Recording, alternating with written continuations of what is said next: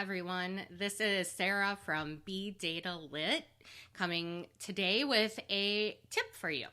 My tip today is to remember experts aren't always looking out for you. And I mean experts.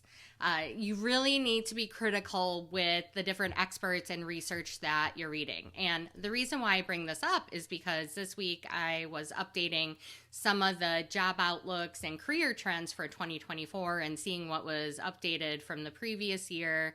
And I have to say, I was pretty shocked with some of the things that I read. Some of the platforms that are very well known for their career and job research were talking about the positive impact of AI on jobs. So right away, I had a big red flag going on right there. But what's the truth?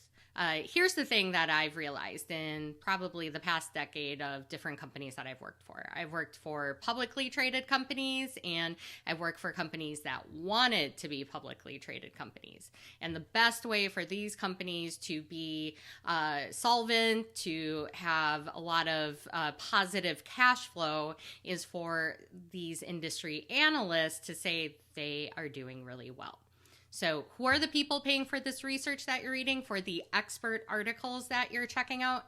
Well, your employers. That's right. The same ones who are talking about how AI is a positive thing, while on the other hand, letting people go so they can invest in AI.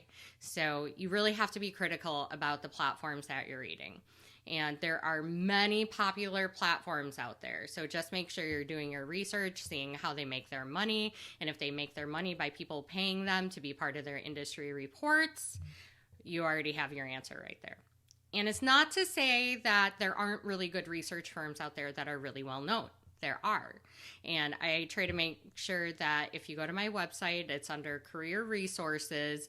I call out if it's something that I believe is great, or maybe there's a question that I have on the information being provided. I will say, though, that some of the industry reports that I do trust, that we're talking about job outlooks for not just this year, but the coming decade, you really need to be aware that there's going to be a lot of job transitions, from production jobs to food and beverage, service-oriented jobs. A lot of that is going to be automated and is going to be impacted by AI. It's why it's so important to look at the skills that you have today and how they align to where a market is going. And we'll talk more about that in future tips.